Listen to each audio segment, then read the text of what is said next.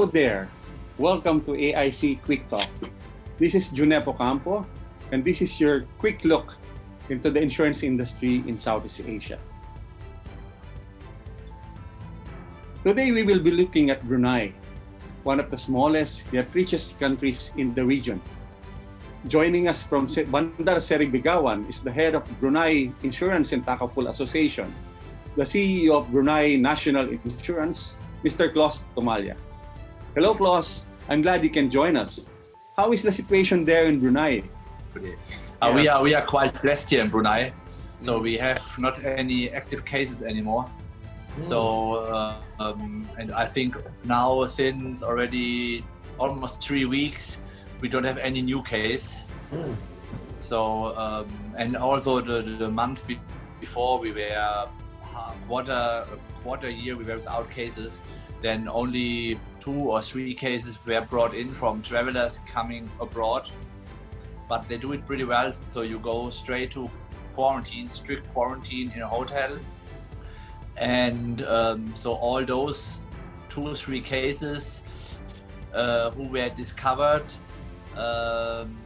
they were taken straight to some isolation center. So, and they were from the beginning not in contact with any public. Yeah, so therefore it's quite nice, I must say. Yeah, so people start shaking hands already. And so we have yesterday I participated some forum, some local, with 80 people, and no masks, no not really social distancing already with the shaking hands. And so because Brunei is touch wood COVID free, can say this. And so therefore actually you feel pretty comfortable, I must say. So yeah, quite nice. So the government did a great job. Though of course Brunei is not as big as the Philippines or other ASEAN countries, right? So it's of course a bit of easier to handle, but how they handled it, I must say, very well done. My next question is how is the economy of Brunei now? Okay, economy was here not that strong anyway. I would say everything is mainly based on oil and gas. So and economy was anyway quite stagnant or even downsizing the last few years. So borders. But okay, they also strictly closed the border, so nobody can come in. So for Malaysia especially, and which actually is not too bad because so people cannot spend their money in Malaysia because of the currency, the ringgit. So for us Bruneians, it's pretty cheap to go to Malaysia. And a lot of Bruneians traveling over the weekend, crossing the border to go to Malaysia and make their grocery shopping or whatever over there because it's really cheaper. So and this of course now is not the case anymore, so people need to spend their money within the country, and certain areas of course grew because of this. And also I think people more and more evaluate what actually Brunei can provide. So I think people are not that, let's say, not now desperate that when the borders to open or whatever. So actually, we got used to it. So I was thinking, gosh, after 1 month or 6 weeks, I need to go somewhere. To I don't know, to Bali or to Singapore or wherever, just to have a break. But so now we are locked in 6 months, and it's okay. Thank you for that answer, Klaus. How would you describe your experience in the lockdown? We never had a complete lockdown here, so we had a limited, let's say, yeah, we were somehow limited, so we could not dine in. Yeah, so we of course social distancing, wearing a mask, so the standard things. But we could, let's say, order our food from restaurants. This we could do. We could make outdoor sports. So all of a sudden, a lot of Bruneians discovered jungle walks, hikings, yeah, hashing. So and so therefore it was not like I don't know, like in China, in Wuhan, or like it was in countries like in Italy or Spain, where people really were locked in their apartments or houses. So this was never the case here. Oh, that's good to hear. You're indeed blessed there in Brunei. May I ask how the general mood of business right now there in Brunei? Actually quite nicely. As I said, I was yesterday in this kind of trends forum, it names, and where all or the major business people, managers from whole Brunei were invited, and there were around 80 guests, and they made also a toll, especially asking, so what is your kind of mood? Are you more pessimistic, optimistic, or yeah? And surprisingly, 80% are quite optimistic. What is it in the future, so that things will change. So yeah, so the mood is quite positive now. Of course, 50% were quite heavily hit. So in the market, mainly food, beverages, and hotel industry, the travel industry. So of course, these were the most hit industries. Oil and gas, I think it's all overall. Yeah, it's not only because of COVID or all what happened with certain agreements between Saudi Arabia, Russia, and so on and so forth. So of course COVID maybe also contributed, but all overall now I would say there's quite an optimism in the whole market. Not now talking about insurance industry, more about the whole market. Thank you, Klaus. What you said is very encouraging. Congratulations to Brunei. Can you cite some numbers on how the insurance industry is performing right now? Okay, in terms of insurance, I can tell you that actually the market grew by 13% second quarter. But this is mainly because of motor. So also during this time, still a lot of cars have been sold. And there were a few bigger oil and gas projects. So we have quite a high increase in energy business and in engineering based on those oil and gas. But these are more one-offs. Yeah, so it does not really reflect the growth of the market. So organically we have 0% growth. It's very flat. But this is also before COVID. Yeah, so unfortunately our industry is not growing that fast or strong. So we have, as I said, the other bigger project, mainly in the oil and gas sector, which brings the business in.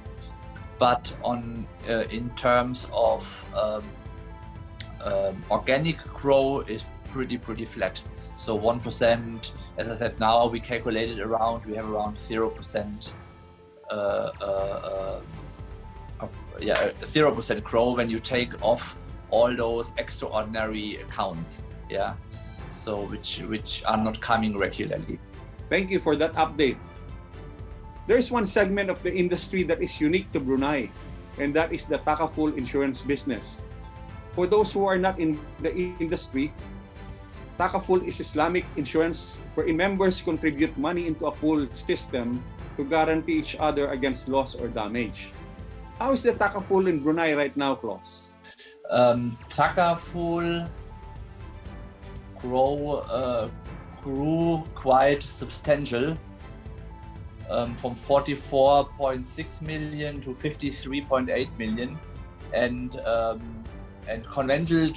conventional grew just by 1 million, from 35 million to 36 million. So Takaful grew more than conventional insurance. This is mainly motor is a big part, because Takaful is in our market very strong in motor, and obviously they have also the one or the other oil and gas business, because there are only a few companies who are offering oil and gas protection, and as we are a small market with 5 insurance companies, 3 conventional and 2 Takaful, so oil and gas is mainly covered by Takaful. Thank you, Klaus. Do you have other opportunities in Brunei that you are pursuing right now in this pandemic? Can you share them with us? Business-wise, frankly speaking, insurance-wise, the opportunities are pretty limited, I must say. Yeah, as I said, we do not have an organic growth, so people mainly buying motor insurance, and when they travel, then of course travel insurers or travel insurance or foreign workers coming in when they buy the respective insurance. So frankly speaking, when you ask me, do I see currently any extra opportunity? Frankly speaking, is pretty limited. Yeah. So what our let's say intention, our goal in Beta and our association is to do much more on the awareness side. Yeah. So to create much more awareness about insurance, what we are doing in the past, frankly speaking. Yeah, so because people know, okay, I need a motor insurance, yeah, for my road tax. This is what they need and what they buy. But anything else, and then travel insurance, yes, this is also kind of popular when you travel abroad, and then, but the rest is pretty from the awareness point of view, pretty limited. Yeah, so I cannot. Maybe one day, yeah, cyber insurance might be an issue. Yeah, there are only 2. So my company and Takaful, they have now a cyber insurance product confirmed, got approved by the authority. But the demand, frankly speaking, is limited. I mean, we have, I think, just one request currently. So yeah, so opportunities, frankly speaking, for the moment in terms of insurance sales is a bit of limited. One more question, Klaus. Are there lessons to be learned from this pandemic? The big lesson is we learned, of course, crisis management, how to deal with this crisis. Yeah, that actually, yeah, our BCPs more or less in plan. Of course, this type of crisis we did not forecast, yeah, and we did in our BCP not plan. But I think the crisis management was pretty smooth. Yeah, so we went, we managed very quickly to bring people home. We managed very quickly that people could work from home. And we very quickly managed to change a bit our setup to be more digital, that customers could get digital policies. So we were actually not that ready. We had this possibility of digital policies, but we did not use it. And so the good thing was we just need to plug 2 dots together, and then So now our customers, they can also get digital policies. So in the worst case, if there would be complete lockdown, my colleagues, they can issue policies from home and can send them via email straight to the customers. So this was a very good learning and a successful learning. Another point was in Brunei is still a lot of paper. So I think 60% we still issue, or even more, we issued checks. So online banking was pretty limited, and even our sales, they expected to have a check, because with the check they can show their customers, here I have something for you, right? Whereas when you make online banking, okay, the customer will see on his bank account that he gets the money, but there is no interaction, right, between the agent and his customer. So during this pandemic, I think 90% now of all our transactions are done online. Yeah, so only a few now still want to have checks, or yeah, and this is also a learning what we continue. And I think it's not only with my company here, this is also industry-wide. Yeah, okay. Yeah, from the digital point of view, maybe there are, of course, not everything is one-to-one. Some company is stronger, some company is maybe less strong, some company did not work from home, some of them did. So, but overall, I think it's pretty much similar. That from the crisis management, it was pretty well handled, and I cannot recall any case, let's say in some of the insurance companies. I might be mistaken, but so it was pretty safe, pretty well managed by everybody. And I think, talking to my colleagues, the digitalization was, I think it's in all the companies getting better, yeah, and advanced. Thank you very much, Klaus, for your very incisive answers. Indeed, this pandemic has accelerated the digitalization of the industry, and not only the insurance industry, but probably our everyday life. So now e-commerce is now a reality to many, even online learning. You know, online learning, schools are going digital, even though they haven't planned for it. So now they're forced to do it. So yeah. And also, well, I mean, it's not now in our company, and I think in none of the company in Brunei, but for example, Allianz, they have group-wide now implemented that only 60% maximum are allowed to work in the office. So even when COVID is over, they stick to it. So that it will never happen that 100% of people work in the office. So because Allianz is also a minority shareholder with management control in our company, and they also asked us, are we planning something to have, let's say, 60% of the staff in the office and 40% out of the office? So, but we said in Brunei it's not that feasible, and as I said, as Allianz has only 25% share in our company, so we are quite free in our decision.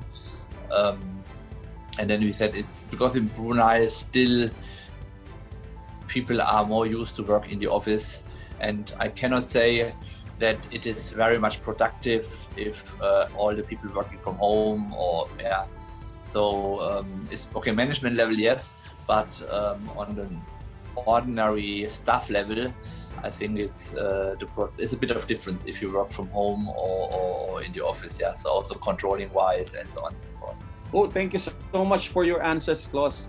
Those are really enlightening and encouraging. We hope to see you in the Philippines someday. Yes, definitely, and hopefully when this COVID is over, I can meet you guys in person. Yes, we hope to see you in the Philippines someday. Yeah, definitely. I've Yeah. never been there. I actually Oh. was this year on my list, but I booked even a ticket, but to go to Manila with some friends, but it was not materialized. So, yeah, definitely it's on my list. Okay. See you. Yeah, see you. Thanks a lot. Thank you yeah. very much. Thank you. Thank you, Klaus. Thank you so much. Thank you. And that concludes our episode about Brunei on this AIC Quick Talk. This is Junep Ocampo. See you in our next episode.